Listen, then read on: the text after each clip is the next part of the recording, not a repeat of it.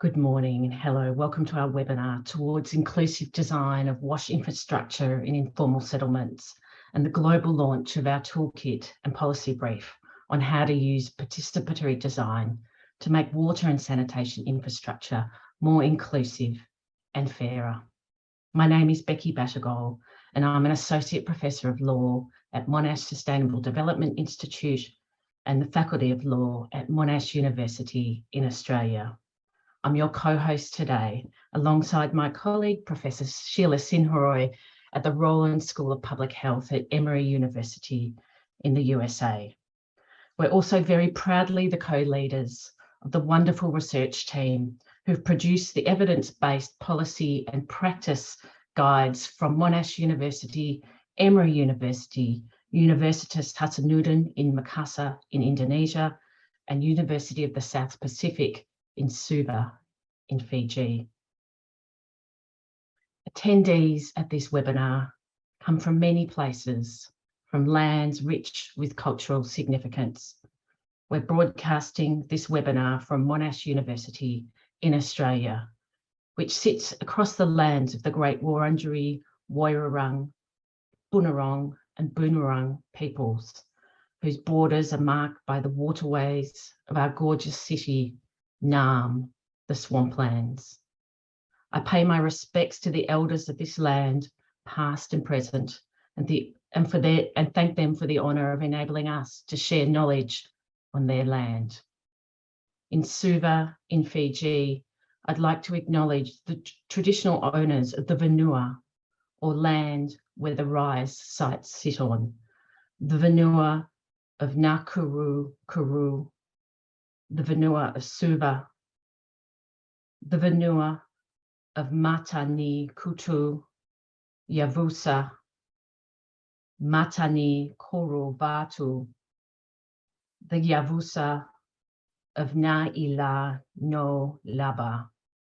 We would also like to acknowledge the support of the Government of Fiji, especially the Ministry of Housing and Community Development and other ministries and statutory authorities.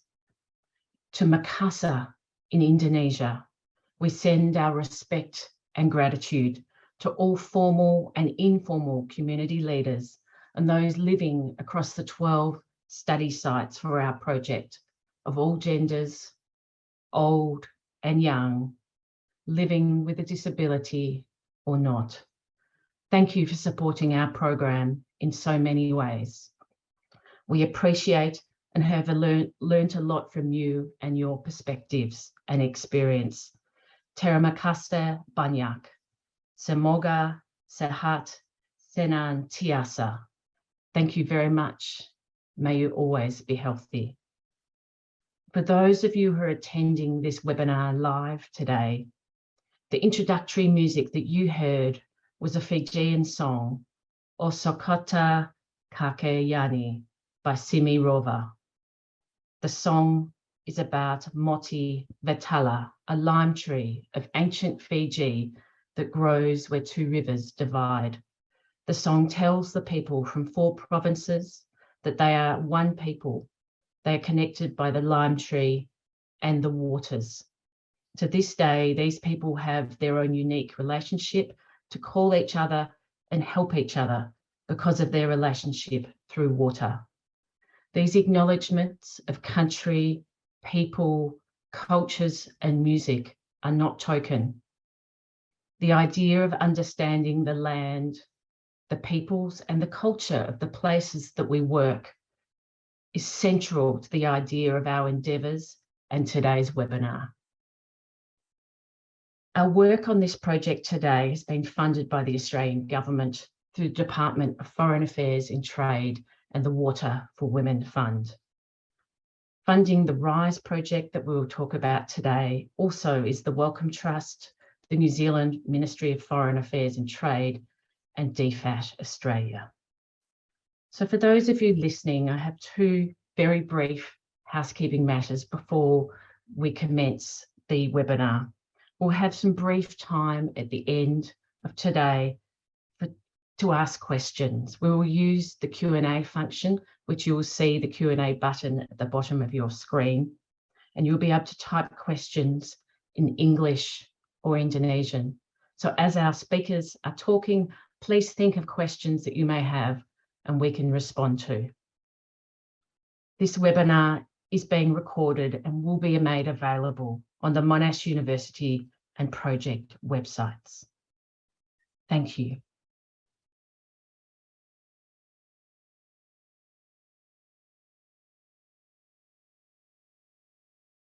My colleague Sheila Sinroy. Thank you, Becky. Thank you, Becky, and thank you everyone for joining. The purpose of today's webinar is to introduce our toolkit, which is the culmination of years of work on the part of many, many people. But perhaps more than that, the purpose of today's webinar is to introduce a new way of thinking and a new approach to the design of water and sanitation infrastructure, an approach that is participatory, inclusive, and reflective. Now, we all know that water and sanitation programs have existed for a very long time.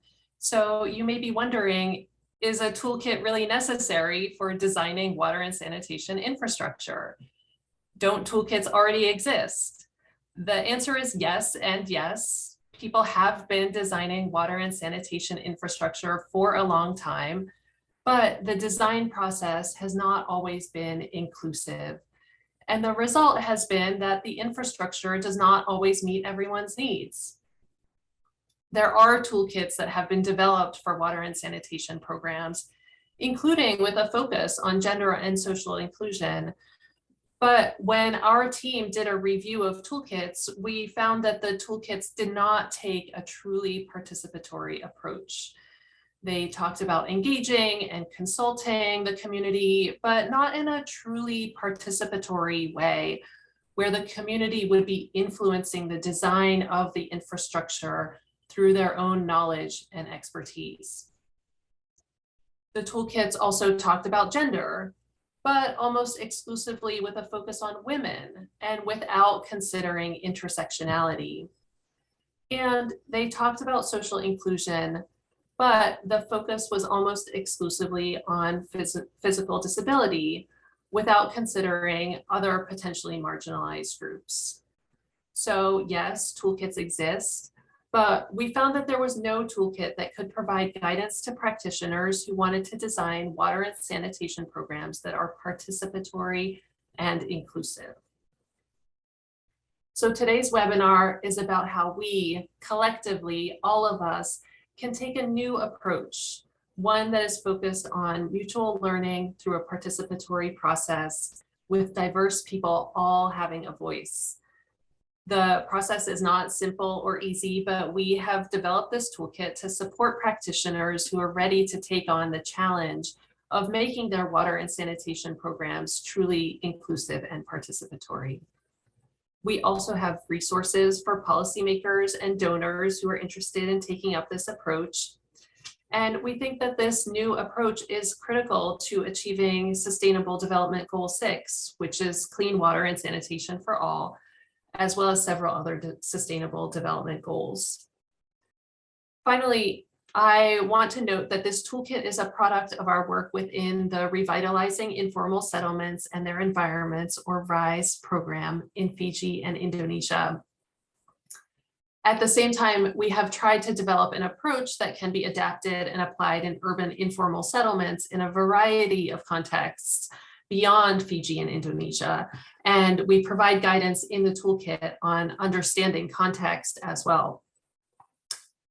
So having said that, again, the knowledge base for this toolkit comes from the RISE program. I would like to introduce Professor Rebecca Brown, the program director of RISE, and ask her to say a few words. Professor Rebecca Brown is the Deputy Vice Chancellor of Research and Senior Vice President at Monash University in Australia. As a social scientist with a background in civil engineering, Professor Brown is an expert in sustainable development and a pioneer of interdisciplinary research across the social and biophysical sciences in sustainable water management. Professor Brown is also the director of Revitalizing Informal Settlements and Their Environments, or RISE, an action research program working in the Indo-Pacific with communities, governments, partners, and philanthropists to deliver solutions that benefit health, environment, and water and sanitation. Professor Brown, welcome. Thank you so much, Sheila, and hello to everyone, and thank you for joining us all today. And there's people joining us from many places across the Asia Pacific, and particularly people from Australia, Indonesia, and Fiji. So good morning to you all, and a special welcome. Salamat pagi, Bula Nisa Yadra. I hope my pronunciation was okay. Haven't practiced so much since COVID. I'd also like to acknowledge some other important people that are here today. I'd like to welcome Bilal Akbar from the Australian Department of Foreign Affairs and Trade. Thank you for joining us today. I'd also like to welcome Alison Baker from the Water for Women Fund. She's the coordinator of the team there, so big welcome to you too, Alison. And I'd also like to take a moment to acknowledge our partners who have helped us really implement this project. Thanks particularly to Emory University, our Indonesia implementing and research partner Hasanuddin University, to the Water Authority of Fiji. Also in Fiji, our implementation partner Live and Learn Environmental Education, as well as the University of South Pacific, and representatives from the Fijian and Indonesian governments. A big shout out and welcome to you all. It's wonderful to have such a wide range of representatives with us all for this webinar today, because no single organisation or sector, as we all know, can tackle global health and environmental challenges alone. So we're here today to launch the Water and Sanitation Infrastructure Toolkit and Policy Brief that focuses on gender and socially inclusive participatory design approaches in urban informal settlements. I know many of us have been talking about this for decades, but how you actually do it and really do it in practice. We know it in theory, but practice is what's really hard. And that's what's so exciting today about this toolkit and policy brief. It's based on best theory and best practice. So really it's about documenting and sharing evidence about what makes good co-design processes for water-sensitive revitalisation of informal settlements. These resources, we hope, are going to support gender and socially inclusive participatory design approaches in urban informal settlements, because we've really given this a go, and we've really worked for many years on this in practice and at scale. That's what really matters. We've done it at scale. We hope that this will be used freely by others working towards the same goals: improving health, ensuring equality and well-being across Asia, the Pacific, and ultimately the world. So let me briefly say a few words about RISE. RISE is all about creating water-sensitive infrastructure, but doing it in a way in partnership with communities who have to live with that infrastructure, and in particular, communities who live in very vulnerable informal settlements. RISE aims to demonstrate that nature-based solutions embedded in informal settlements such as wetlands and biofiltration gardens can deliver sustainable, cost-effective health and environmental improvements for people living in these communities. We also aim to demonstrate that when you improve the water infrastructure, you can improve human health and you can improve the local environment as well. And when you're improving environmental and human health, it's a very great combination for sustained improvement and sustained protection of community health. And we think it's stronger than traditional approaches. Just a couple of weeks ago, the Australian new Foreign Minister, Minister Penny Wong, visited our RISE project in Makassar, Indonesia, which was really terrific for our community members in Makassar. This shows there's a lot of interest and engagement from governments, NGOs and many others in how we can better support communities across Asia Pacific. And our Fijian colleagues here would know we had the pleasure of Jacinta Ardern visiting our first site in Fiji in February 2020. One of the fundamental questions we're asking in our research is how can we recognise the needs of communities in informal settlements and work with them to produce infrastructure that is truly inclusive. The key question, and the answers might seem obvious, but they're not. So our research is absolutely not based on a fly-in, fly-out model where Western researchers fly in and impose a program, set of infrastructure on community. That is the hallmark of how practice really has occurred for at least the last 50 years. Our program has embraced the opposite of that, and that is working with local people, building local people's capacity and working deeply with communities who would receive this infrastructure, who are involved and facilitated and supporting the design, the look and feel and the overall management of this infrastructure.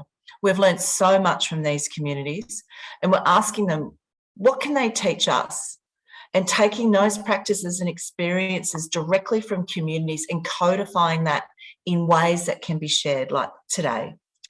That is how we can develop toolkits and policies that can be scaled up and replicated for others to benefit from. What's most important about RISE and this type of program is that communities are right at the centre.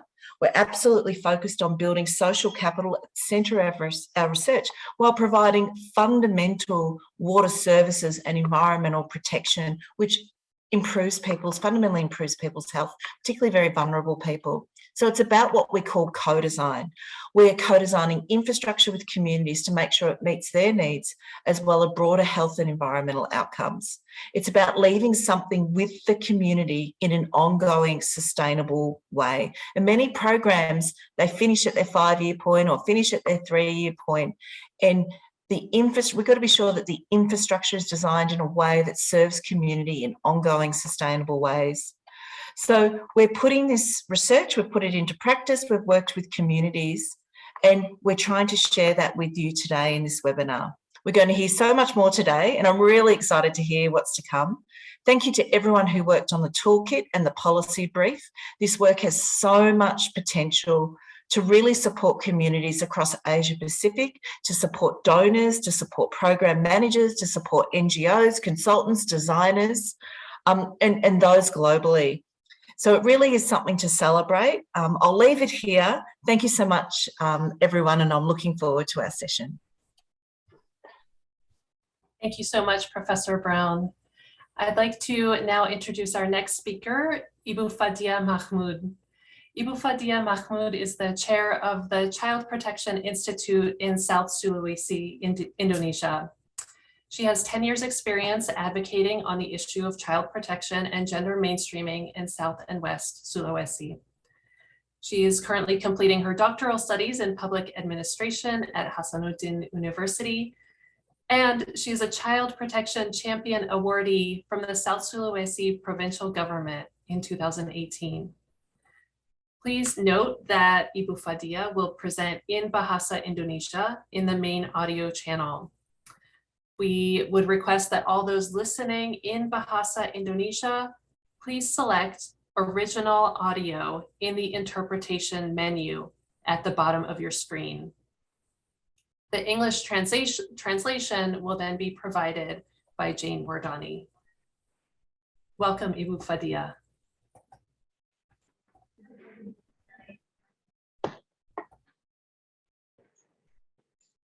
Baik, terima kasih Bu Becky. Selamat pagi Ibu dan Bapak sekalian. Salam bahagia, salam dari Makassar, Indonesia. Berbahagia sekali bisa bergabung pada forum ini dan diberikan kesempatan untuk berbagi cerita, berbagi pengalaman pada pertemuan hari ini. Good morning, dear ladies and gentlemen. Izinkan saya untuk membagi slide-nya. Stories.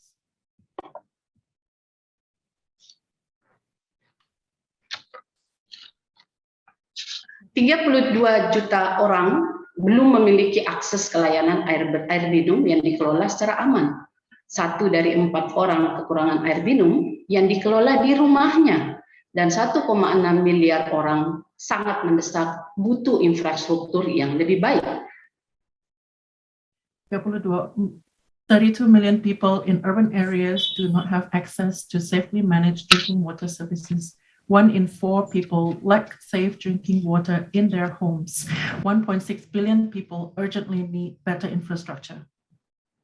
Ini kesenjangan sosial yang terjadi di permukiman informal perkotaan. This is the social gap happening in urban informal settlements. Dampaknya terasa sekali kepada anak-anak, pada perempuan, kelompok rentan lainnya. Kadang-kadang mereka tidur larut malam, mereka harus bernegosiasi karena harus minta izin untuk kemudian mendapatkan air minum yang bersih untuk bayinya. Dan kadang-kadang pula ada yang terlibat konflik. The impact is mostly felt by women, mothers, children, and other vulnerable groups. They have to collect water late at night, negotiate, and involvement in conflict is not uncommon. Sulit membangun dan menata infrastruktur baru, Bapak Ibu sekalian, karena di permukiman informal perkotaan itu pertumbuhan penduduknya cepat dan padat, keberagaman sosial, status kepemilikan lahan, dan tentunya tantangannya adalah sosioteknis. In informal urban settlements, building new infrastructure is complicated due to rapid and dense population growth, diverse social characteristics, and land ownership status. These hinder the spatial planning process for new infrastructure. Situasi ini, Bapak Ibu sekalian, berpeluang untuk terpinggirkan, didiskriminasi, dirugikan wilayahnya karena tidak tersentuh kegiatan pembangunan. Terjadi eksklusi sosial. This situation could result in some people being marginalized, discriminated against, or disadvantaged because their area is not covered by development activities. Social exclusion occurs. Jika ini terjadi, Bapak Ibu sekalian, maka target pencapaian sulit untuk terpenuhi. Misalnya, SDGs tahun 2030 untuk menjamin akses bagi semua terhadap pemenuhan yang layak, aman dan terjangkau, dan merata untuk kawasan kumuh, itu akan sulit kita bisa capai. Targets such as the 2030 SDGs, ensuring access for all to decent, safe, affordable housing and basic services, as well as managing slum areas, will be difficult to achieve. Oleh karena itu, penting kita mengetahui, berempati, memahami bahwa setiap individu, kelompok memiliki perbedaan kebutuhan dan penggunaan infrastruktur air dan sanitasi. So it is very important for us to be informed, empathize, and deeply understand each of the different needs and/or abilities in order to design WASH initiatives or policies that involve all people with diverse differences. Dan ketika kita merancang inisiatif atau kebijakan, Bapak Ibu sekalian, penting untuk mengikut sertakan semua orang dengan ragam perbedaan. Misalnya, ada seorang ibu tunggal penyandang disabilitas yang tinggal di rumah. Bagaimana cara untuk melibatkannya? It's important for us to design initiatives and policies that involve all people, for example, a single mother or people with disabilities who must stay at home and use water in different ways. So how do we properly involve them? Saya mengusulkan dua hal, Bapak Ibu sekalian. Yang pertama adalah mari membangun perspektif, dan yang kedua adalah gunakan toolkit. I propose two things, ladies and gentlemen. Firstly, we must sharpen our perspectives and build a new perspective. And secondly, to use this toolkit. Perspektif yang memberikan gambaran bahwa perbedaan kebutuhan dan penggunaan infrastruktur air dan sanitasi bagi anak, perempuan, disabilitas, perempuan hamil, dan kelompok rentan lainnya memang berbeda. A perspective that recognizes that there are differences in the way water and sanitation infrastructure is used by children, women, people with disabilities, pregnant women, and other vulnerable groups. Mari membangun representasi, paradigma dan kepekaan, representasi dan partisipasi mereka, partisipasi inklusif Bapak Ibu sekalian, dalam pengambilan keputusan, karena ini akan membentuk ekologi sosial, perubahan yang berkelanjutan, dan juga kepercayaan publik akan menjadi meningkat. We must develop a new paradigm and sensitivity and inclusive representation and participation of diverse social groups in decision-making processes that can help us shape the social ecology for sustainable change and increase public trust. Yang kedua adalah gunakan Toolkit. Program RISE telah menghasilkan Toolkit secara partisipatif inklusif, dirancang dengan proses waktu yang sangat panjang, Bapak Ibu sekalian, melibatkan akademisi dan praktisi secara kolaboratif.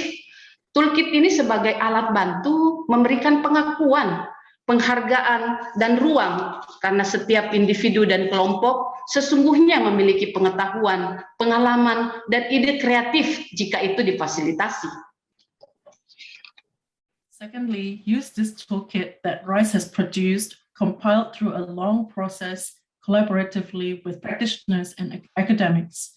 This toolkit provides the tool to provide recognition, respect, and room that every individual and group actually has the knowledge, experience, and creative suggestions if given the space and opportunity. So this needs to be facilitated.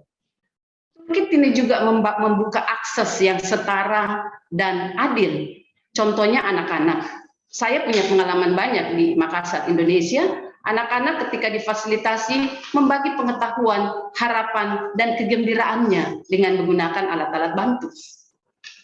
This toolkit can provide an equal and equitable and just opportunity for all to participate, including by children, where when we tried in Makassar, they were able to provide their creative ideas. Dan tentunya toolkit ini menjadi alat pendobrak patriarki yang masih mengakar di negara kita. This toolkit, of course, can help to break the strong patriarchal culture that is still entrenched in our country. Saya yakin bahwa mendesain infrastruktur ramah dan aman bagi semua, kedua komponen ini menjadi penting. Dan yang ketiga adalah program RISE juga telah menyediakan policy brief bagi pemerintah, pengambil kebijakan, dan juga lembaga donor, dan mungkin juga kepada praktisi sanitasi dan air. Ada 4 langkah untuk desain implementasi program infrastruktur air dan sanitasi secara partisipasi inklusif. Langkah pertama adalah memahami konteks, langkah kedua infrastruktur air dan sanitasi, langkah ketiga komposisi dan dinamika tim, dan langkah keempat adalah bagaimana proses desainnya. If infrastructure design are to be friendly and safe for all, then these 2 things become important. Additionally, RISE has also produced a policy brief for policymakers in government and donor agencies, as well as practitioners in water and sanitation. 4 steps to improve the design and implementation of water and sanitation infrastructure in a participatory and inclusive manner. The first step being understanding the context and then designing the water and sanitation infrastructure. The third step being team composition and dynamics, and the fourth step, the design process itself. Nah, Bapak Ibu sekalian, untuk menghasilkan pembangunan berkeadilan, kebutuhan yang berbeda mendapatkan manfaat yang sesuai, maka anak, perempuan, disabilitas, dan kelompok rentan lainnya sesungguhnya punya hak untuk berpartisipasi sesuai kapasitas pengetahuannya. Pantaskan dirinya, Bapak Ibu sekalian. Terima kasih. To achieve equitable development and to obtain the commensurate benefits, then children, women, those with disabilities, and other vulnerable groups have the right to participate according to their knowledge capacity. Let's value their perspective and bring them on board. Thank you very much, ladies and gentlemen. Thank you, Ibu Fadia, for your wonderful presentation. Would all those who are listening in Bahasa Indonesia please select Indonesian again in the interpretation button at the bottom of your screen.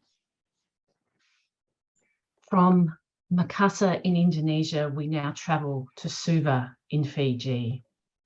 Our next speaker is Ms. Shirlene Ali, who is the Pacific Gender and Inclusion Senior Advisor at CARE Australia in Fiji. Shirlene is a development, humanitarian, higher education practitioner with nearly 20 years experience in the Pacific. She has an uncompromising commitment to understanding and advancing gender equality, diversity and inclusion, and is so committed to local ownership and capacity and safe and ethical practice. So Ms. Ali will present. For Indonesian speakers, this presentation has subtitles rather than live translation. Thank you.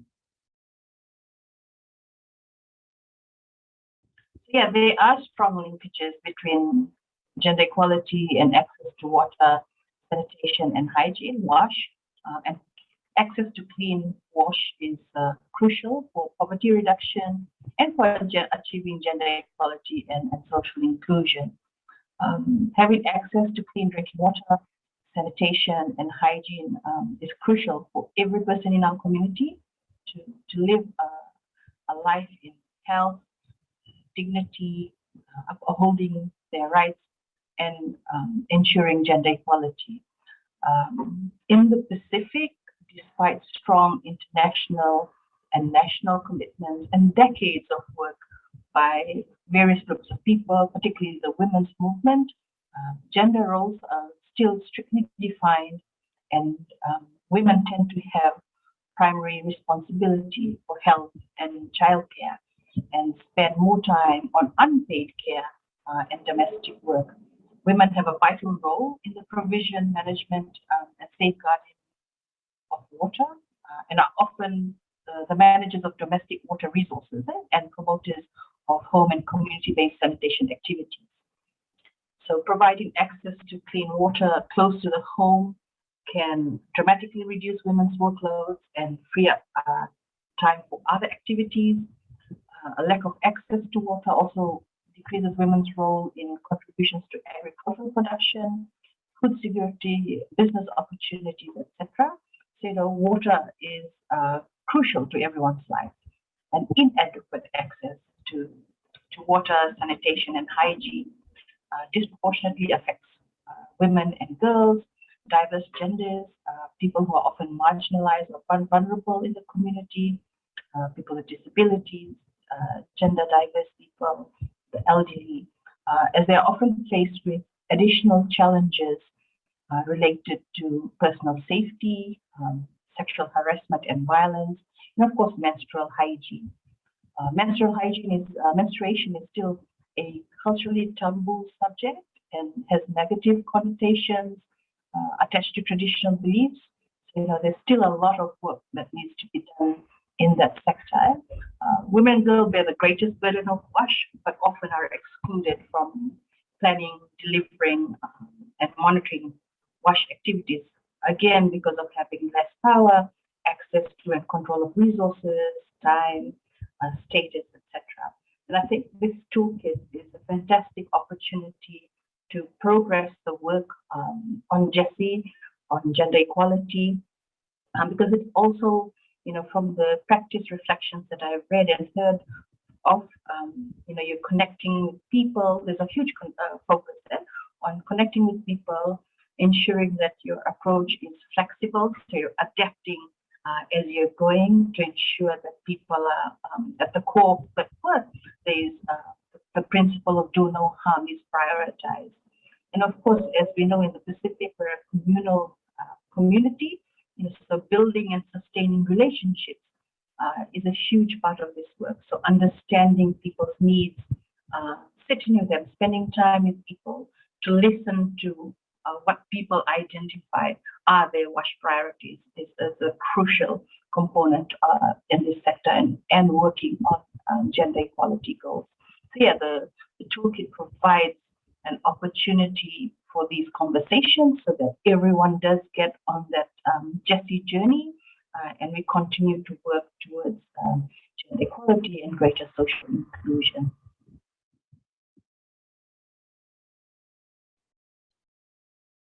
Thank you, Charlene. Really appreciate that presentation.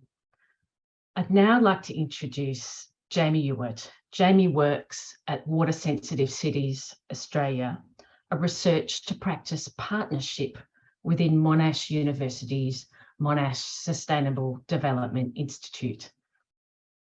Jamie's projects focus on urban water management, and build on his past involvement in the Cooperative Research Centre for Water Sensitive Cities. Jamie has experience across Australia and internationally, including in India. Welcome, Jamie, and thank you. Thank you, Becky.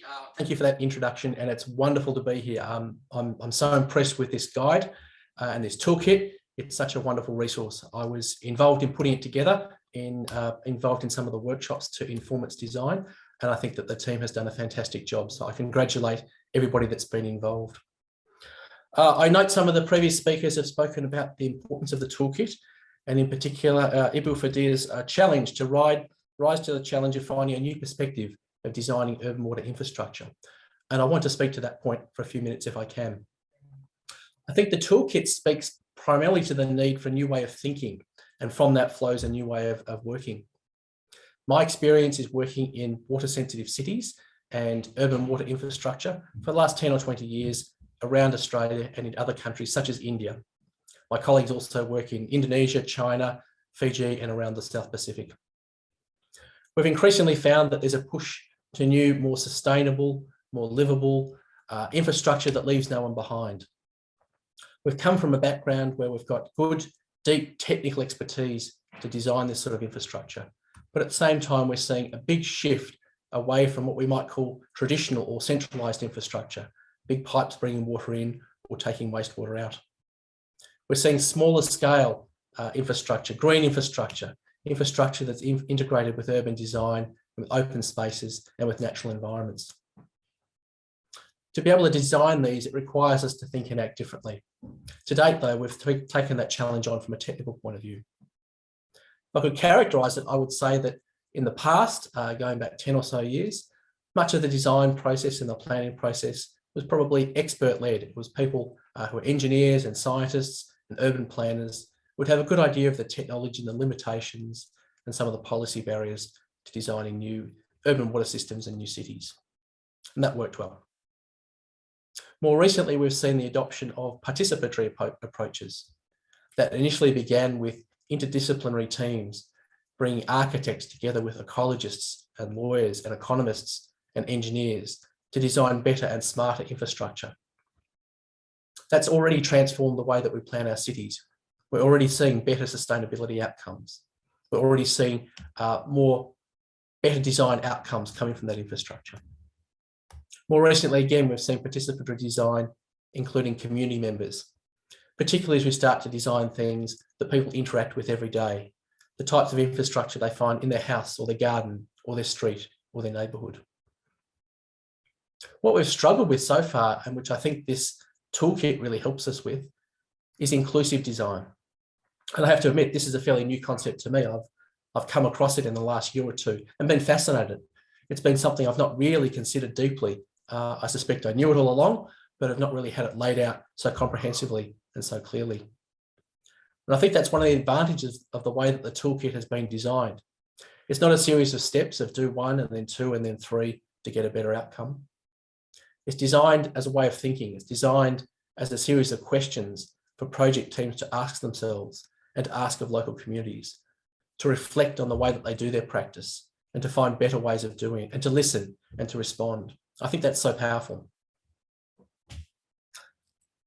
So I think the way we do this will, again, fundamentally change the types of infrastructure we build. It will fundamentally change the types of urban areas that we plan into the future. And I think that will be better for everybody. Doing so does challenge us. There'll be many for whom this is a new concept, many for whom this is complicated and is hard to do, and we need to take those people on the journey with us. I think having an interdisciplinary approach to design already, that helps. And the toolkit, again, gives us instructions on how to build teams and who to bring in and how to talk to people to get better inclusive outcomes. This adds value, again, to the process. Helps us understand what is actually possible. So I think I don't want to spend too long on it other than to say that I think this is a fantastic toolkit. I think in summary, again, it is giving us a new perspective to look at the problems and to ask questions rather than be deterministic. And I think it will substantially take us forward in meeting the UN SDGs, particularly leaving no one behind and SDG 6. I also want to make the point, though, that this is not just for Fiji and not just for Indonesia, and not even just for informal settlements. I think that this inclusive approach is applicable everywhere in urban areas, whether it be a modern city like Melbourne, or in informal areas in countries like India where I've worked, or again in Fiji in Indonesia. The principles are transferable and are excellent and are highly practical. So again, I congratulate the team. Thank you. Thank you, Jamie, for those insights. I'd like to now introduce Dr. Dasha Moshonas. Dr. Moshonas is an architect, urban designer, and design researcher, and she has spent the last 4 years working on her PhD within the RISE program. She's an expert in participatory design approaches, and she worked closely with the Indonesian and international teams in RISE on the conceptualization of design concepts for the first 6 sites in RISE. She has led the work on the toolkit. She's the lead author of the toolkit that we are presenting today. And I will now give the floor to Dasha to give us the overview of the toolkit. Welcome, Dasha. Thank you very much, Sheila. Hello, everyone. It is such a huge honor to present this toolkit to you. Just one moment. Yes, and I want to start with this screen. So people that you see here are the writers of the toolkit. So they're the core team of the toolkit. And as you can see, some of them are engineers, some of them are architects, some of them are experts in public health, in water and sanitation infrastructure, in gender. And as you can see, we are all different genders, different age, and coming from different cultural backgrounds. So the toolkit is really a sum of these different experiences and different perspectives on this question. And I hope that you will find this value when you are going through the toolkit and using it.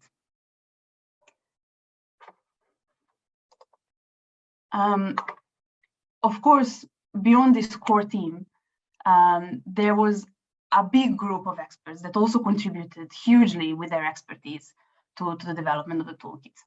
We have conducted more than 50 internal workshops, 11 external workshops, and I cannot even count how many emails and video calls to create this over the past 3 years.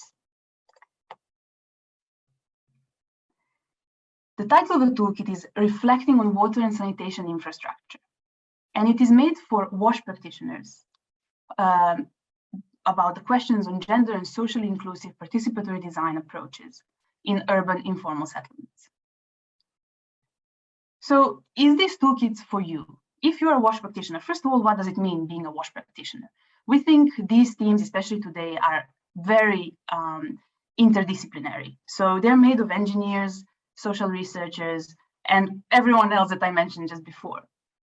So if you are new to these concepts, this toolkit is for you because it can open these concepts to you and help you understand them. If you are already an expert in these questions, you can use it as a help to actually design or rethink the projects you're already working on. If you are a resident, it can also be for you because it can help you understand how can you actually achieve better, have a better impact, a better project, and maybe help WASH practitioners to design better with you. And finally, it is also for donors, funders, and policymakers. Additionally, we created another output that it can also be downloaded, policy brief, that answers these 3 main questions and helps donors and policymakers. So the first one, why would you even invest in participatory design? The second one, what problems does inclusive participatory design help with? And finally, the policy brief offers 4 steps to improve the design and implementation of these projects. So the policy brief really helps donors to understand why this toolkit is important and why they should promote it in their teams.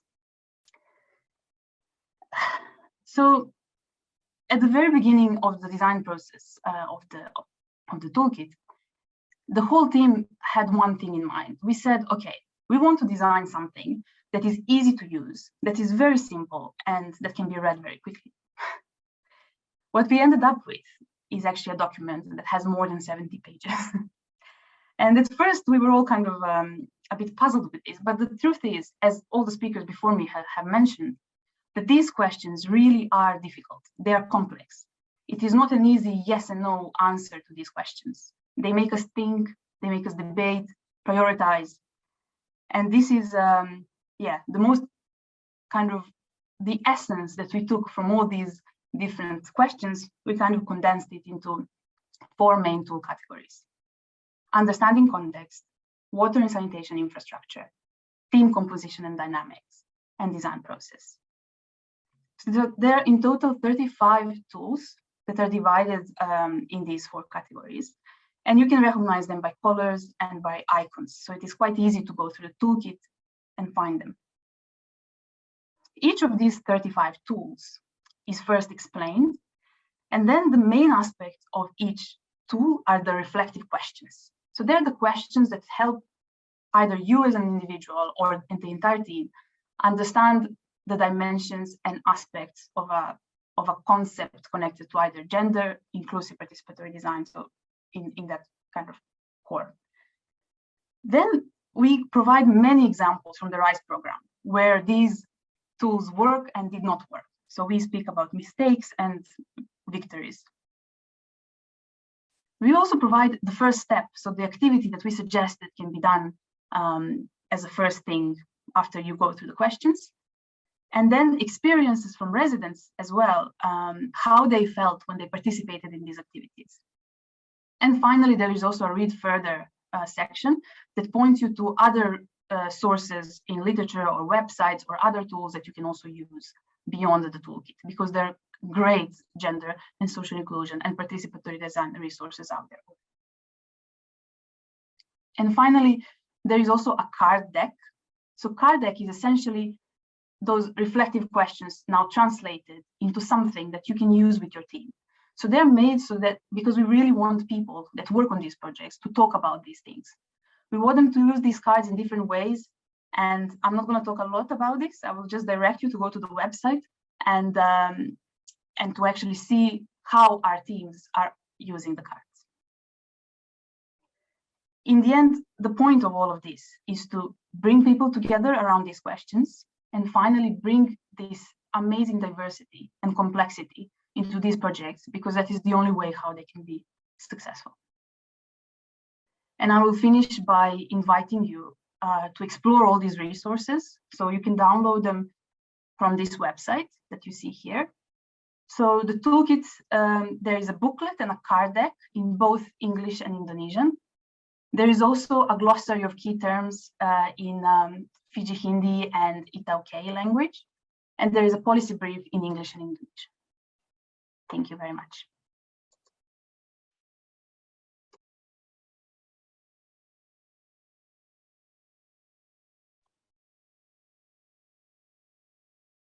Hello, everyone.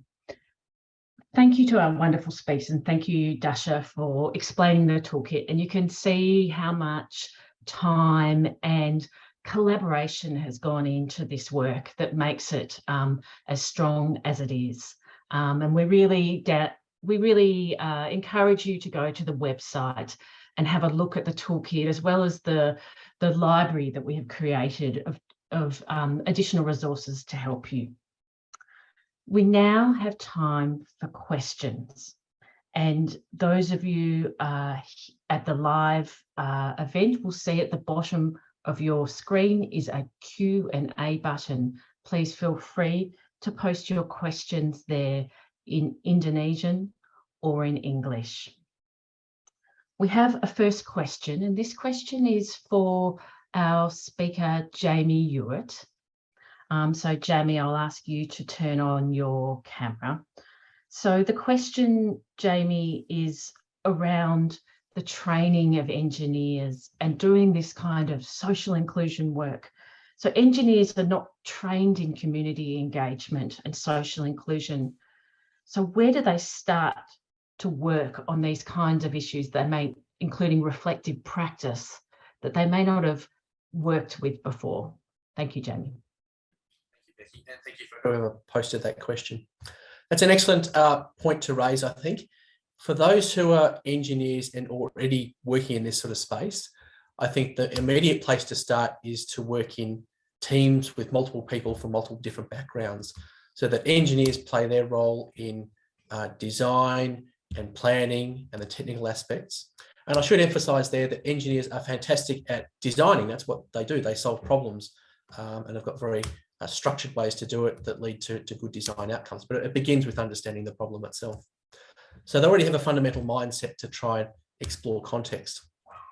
If we can surround the engineers then with others who come from a social science background or a community engagement or community development background, and again, another layer of community itself, then by definition, we'll start to get better outcomes.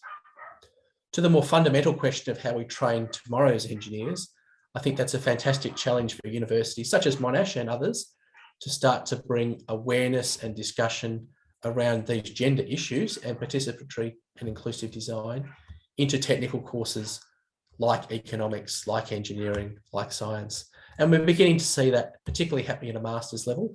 And I think that over time it will become more prevalent in undergraduate as well. So that's a challenge for us and something we are thinking about and working towards. Hopefully that answers the question.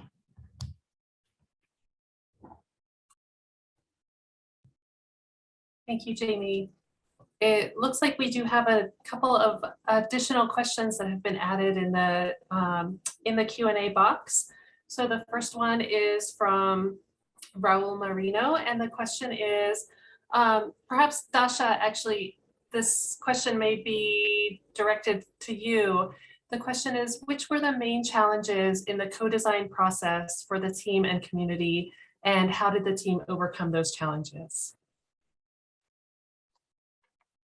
Thank you, Sheila. And well, the question is not simple. So the challenges were many, and that's the toolkit. So there were challenges on many different levels, and the toolkit was basically developed by trying to, through our trial and error, in solving these challenges, and not even solving them, but working with them. So I would just use this to invite everyone to explore the toolkit and to see the challenges are there. We did not hide anything. We really, I think, spoke very openly about those strategies and difficulties.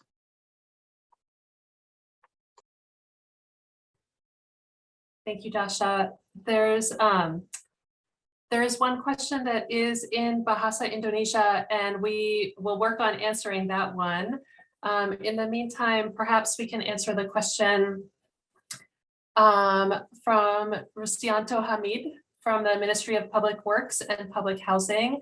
Thank you for this question and the interest in using the toolkit.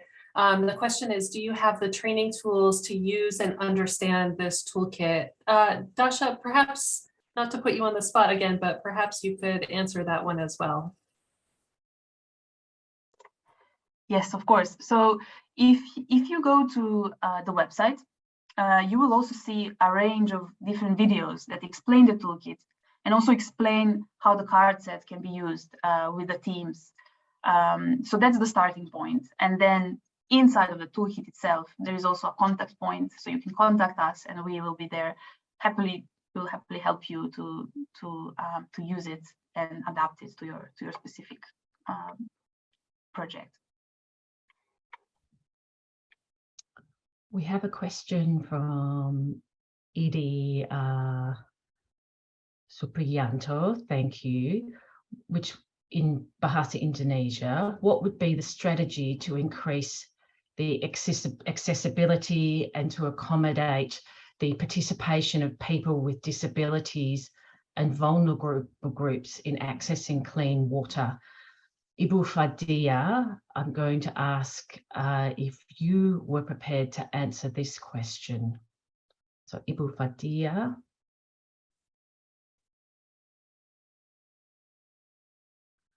As you can see, one of the wonderful things about a cross-cultural project is that we are working across multiple languages and cultures, and sometimes it just takes a bit longer. Ibu Fadia.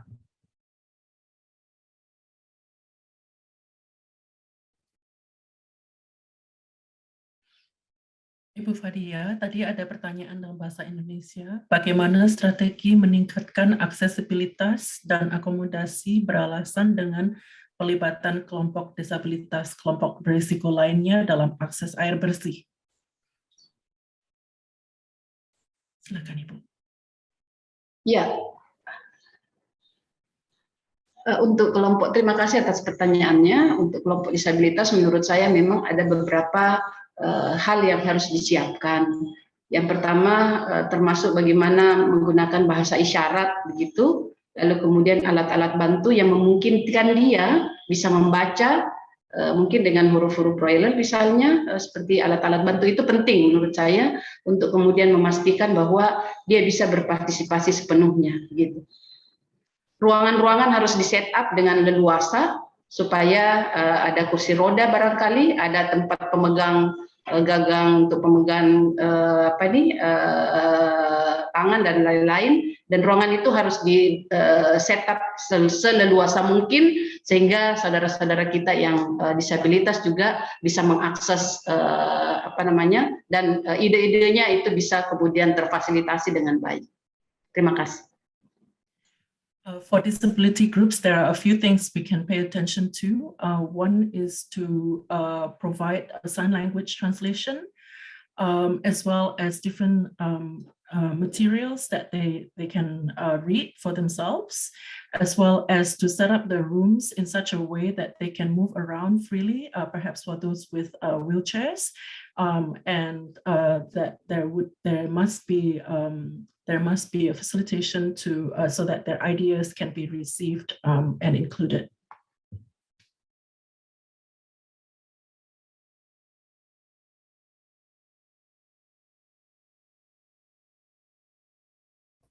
Thank you, Ibu Fatia, and thank you, Jane, for the translation. We are at time, so I'm going to go ahead and close with thanks to all of our panelists, our hosts, and thank you everyone for joining us here today.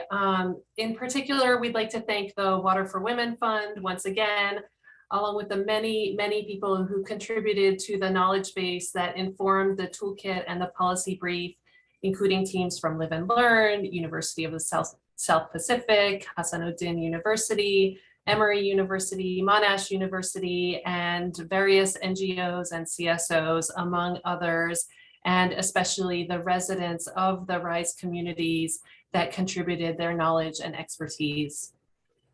We'd like to thank the reviewers of the toolkit and the policy brief, Dr. Matthew French, Akila Sivadas, Dr. Diego Ramirez Lovering, Widya Setjawati, and Gerard Chung. And enormous thanks to our webinar translators, who are all experts and contributors to this work in their own right, Icha Marzaman, Ita Ryu, and Jane Wardani. Thank you to Candice Lever and Ronnie Mascal from Monash Sustainable Development Institute and Monash University for organizing and managing the tech for the webinar. And in closing, we invite everyone to download our evidence-based resources, the toolkit and the policy brief, which are available from www.reflect-on.org. Thank you so much for joining.